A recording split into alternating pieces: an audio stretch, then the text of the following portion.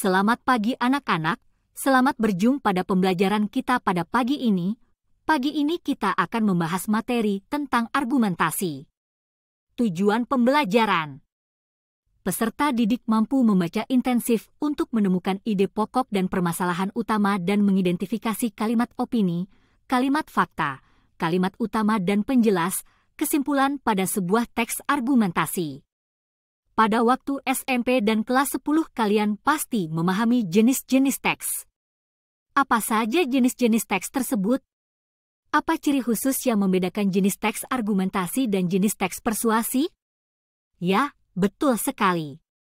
Jenis-jenis teks antara lain: teks prosedur, teks eksposisi, teks argumen, teks eksplanasi, dan lain-lain. Ciri khusus yang membedakan jenis teks argumentasi dan jenis teks persuasi? Teks argumentasi berisi pendapat-pendapat penulis yang bertujuan untuk meyakinkan pembaca.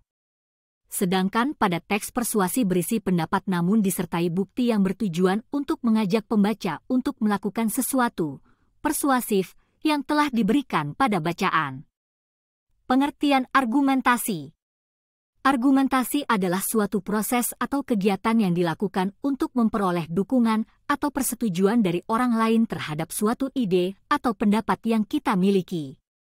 Biasanya, argumentasi dilakukan melalui pembuktian atau penggunaan alasan-alasan yang logis dan rasional untuk meyakinkan lawan bicara atau pembaca. Argumentasi dapat dilakukan secara lisan maupun tertulis dan seringkali digunakan dalam debat, pidato, atau penulisan esai. Struktur teks argumentasi. Biasanya, teks argumentasi dikembangkan dengan pola penalaran sebab akibat. Artinya, sebab-sebabnya disampaikan terlebih dahulu dan diakhiri dengan pernyataan sebagai akibat dari sebab tersebut. Dalam penggunaannya pada teks argumentasi, sebab-sebabnya juga dapat disajikan menjadi akibat sebab.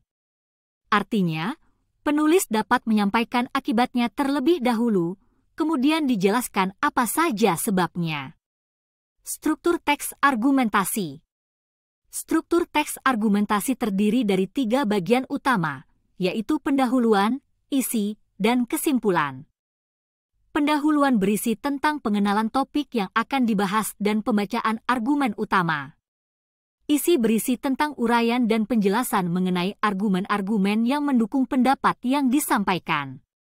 Sedangkan kesimpulan berisi tentang rangkuman dari argumen-argumen yang telah disampaikan dan dapat berupa ajakan atau rekomendasi kepada pembaca. Anak-anak, mari kita melihat keadaan sekitar kita. Bagaimana dengan keadaan pangan yang ada di daerah kita? Kemudian kita kaitkan dengan teks argumentasi yang akan dibaca nantinya.